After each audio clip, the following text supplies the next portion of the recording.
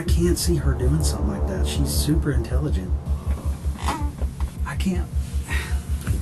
This is the moment when Zach discovered that his wife, Ashley, harbored a dark secret. Authorities had found Taylor Wright, a friend of Ashley's, dead on their property.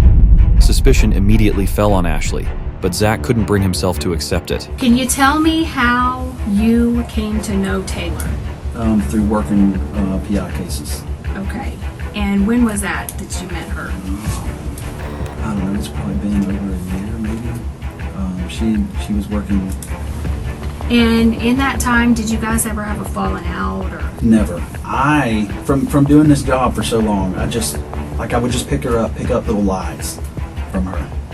So stuff just didn't start seeming right, and she would disappear for days. You couldn't get her on the phone. Greg and I would try to call her. You couldn't get her on the phone. Taylor had a history of disappearing for days at a stretch, but this instance was unusual. She had been missing for over a month before being discovered. Initially, the police thought her absence was routine, but her belongings were left behind, and the few texts she sent to friends used unfamiliar language. Well, I mean, I'm sure now you've read the news and everything, Yeah, so you know. shit flying everywhere, and I've read all kind of, yes. So you kind of know the date that we're talking about. Mm-hmm. Have you had a chance to go back and pinpoint where you were on the 8th of September? It's I can't remember shit, but I'm trying to do the very best I can so I can tell y'all the best I can.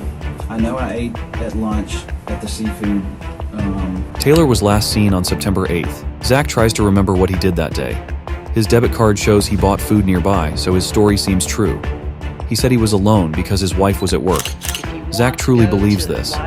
He knows the police talked to his wife about the murder, but he doesn't know she's the main suspect. The police aren't just trying to learn more. They want to see if Zach was involved or if they can get him to turn against his wife. Her family does, yeah. I guess her uncle owns it. Where is it? East Milton, out off by the railroad tracks down there. Okay, kind of where the sheriff's office Yeah, is? yeah. Like you going to Harold or whatever? Yep. Do you know anything about this money that Taylor had given you all? No, absolutely not. She's never given me anything. Absolutely, but I mean, I've read online or whatever what you're talking about. No, I've never got anything like from that. No.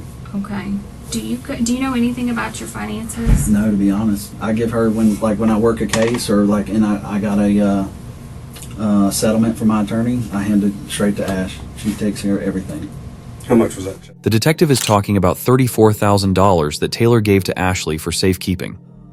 Taylor was getting a divorce and wanted to keep the money away from her own accounts. Ashley was supposed to put it in a safety deposit box, but records show she put it in her own account and spent it all. Taylor asked for the money back on September 8th. By now, it's clear that Zach is a caring person who trusted his wife a lot. He has given good answers about where he was when Taylor went missing and had almost no role in their finances. But the detectives need to make sure he wasn't involved, so they start talking about where Taylor's body was found. I can't remember. I mean, there's a bunch of shit on there. Do you know how Taylor died? For Ackerman told me that the girl was shot, and he heard that from Molchan. So Ackerman told you, and he got it from Molchan? Yeah. Okay. Did he elaborate on anything else? He just said that they thought the girl was shot. Okay.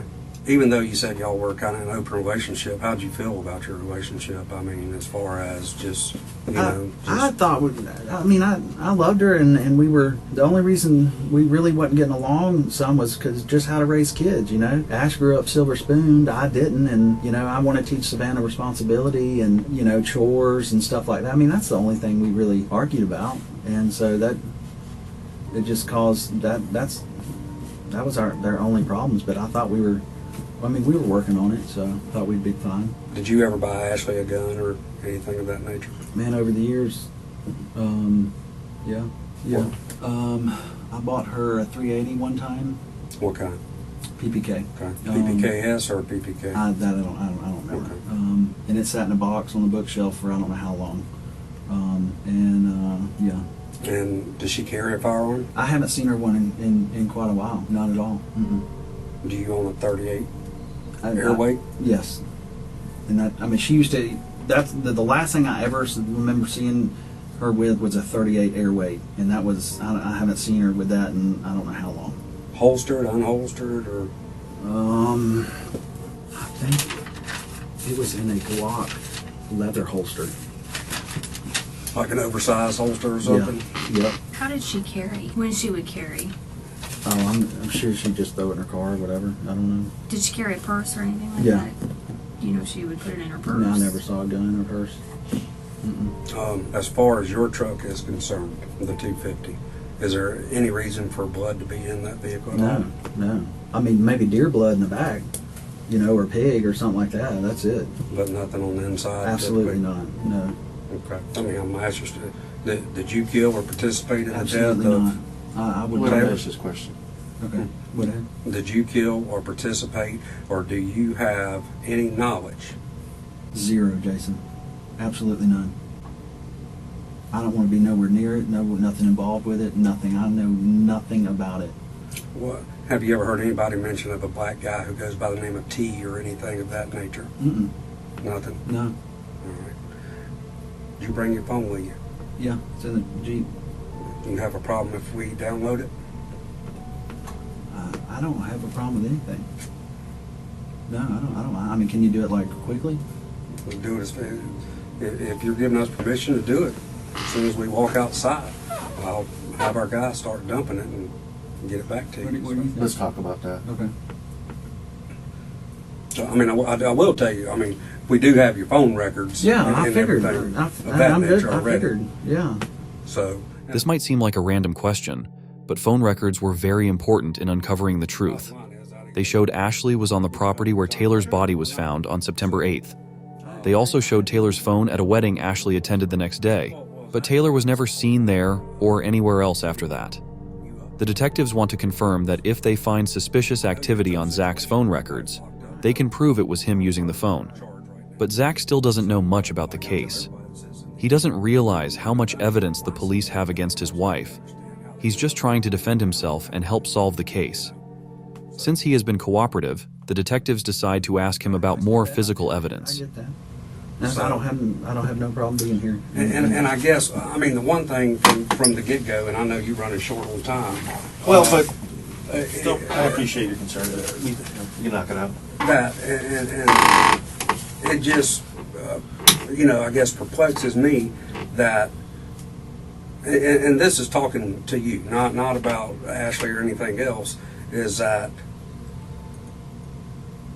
I mean, I may not, whether if I let my wife handle the finances or I did the finances or whatever, I got some type of idea, of our money situation. If I could go to Dick's Sporting Goods and buy me a pair of shoes and the card's not going to be declined or anything of that nature. You know what I'm saying? If it was over $100 or something, I might would go, hey, can I, get this? Because I knew that I didn't think she told me that my money was maybe in savings or something like that, and I think she kept around $1,000 in our account, something like that. But I mean, I didn't think I had no idea we had a money problem whatsoever. None.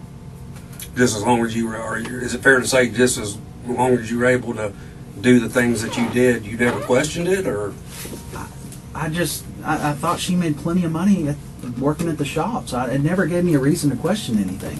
Well, and then you talked about early on. I mean, you work here at the sheriff's office. We don't make a whole bunch of money, and I mean, $45,000, is, middle to lower middle income. And I mean, I know I couldn't run my household off of 45 grand. I'm assuming she made more than that. I really do. I mean, I thought she just did very well with that business. I had no reason to question it whatsoever. None. What do you know about James Hayes? Who? James Hayes, Is that old dude that the guy who lives at the shop. helps them move equipment and shit? How long's he been in the picture? The detectives are now trying to increase the pressure a bit. Zach has been very comfortable so far, and they want to see if that's because the interview has been casual or because he's truly innocent. However, Zach remains calm, and his body language shows it. As the pressure builds, he doesn't lean back, cross his arms, or become closed off like a guilty person might. Instead, he leans forward, keeps eye contact, and speaks clearly. his posture shows confidence and cooperation. His feet are flat on the ground, and he leans toward the detectives, showing he feels safe and has nothing to hide. Zach has only used 2 positions during the interrogation, leaning forward and sitting upright with his hands and legs open. He's doing everything to appear innocent, but the pressure keeps increasing. Pool table stuff in the garage I took to the shop, and just anything I wanted to get out of the way of the garage I took to the shop, you know, just to get it out of my way at the house, and then I would just, you know, put it there, and I've seen him there before. Did y'all pay him or anything like that? I'm sure Ash did. I'm sure she paid him to do whatever. What of that? Did he build a deck? Yeah. For you? Yeah, he built our deck. Okay. How much was that? Do you recall? I don't know. Ash took care of all that. Okay. What do you think a deck like that would cost? I don't know. Did you No, advertise you? absolutely to that? nothing. None. I'm not that guy, man. You know, and you, Jason, goddamn, you know me. But if you're in my shoes, this has to be. I'm right. It has to be. I'm right. Y'all, I mean, I'm not that guy. I never have been. I'm never gonna be. I mean, there's applications on my table at home, and I've been going to interviews trying to get back in law enforcement. I'm not that guy. Never gonna be. I never have been. I'm a good person, man. I don't hang out with dirtbags whatsoever. You know? Well, not just being involved in the actual murder, but as far as, you know, afterwards. Helping conceal. If any person in this world was like, hey, Zach, come help me do something, I would run from that motherfucker as fast as I could. I don't want hell no. No. I don't break the law. I don't.